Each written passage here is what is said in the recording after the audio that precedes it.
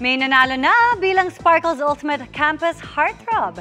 Kilalanin natin ang Spiker Prince from the South sa chika ni Nelson Canlas. Mula sa halos 300 hopefuls mula sa iba't ibang schools, colleges, and universities, iisa ang umangat at hinirang na Sparkle Campus Cutie Grand Winner. Ang Spiker Prince from the South, si Mad Ramos ng Mindanao. Kasama sa mga hurado sina GMA Senior Vice President Attorney Annette Gozon Valdez at Sparkle First Vice President Joy Marcelo. I think nag-shine siya talaga, lalo na sa question and answer portion. And I can see his confidence. Meron siyang malakas yung personality niya, na malakas yung drive niya for excellence. So I think he'll be a very good addition to Sparkle.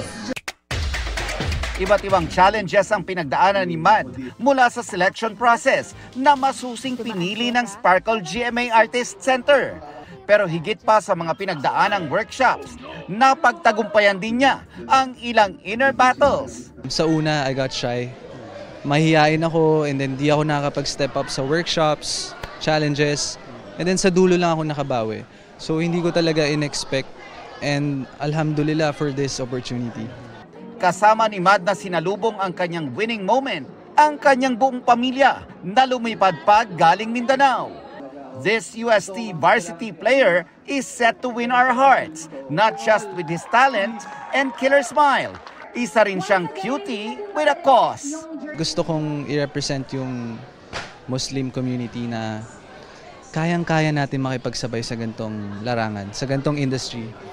Kaya kasi onti lang naman ang, 'di ba, sumusubok sa ganto.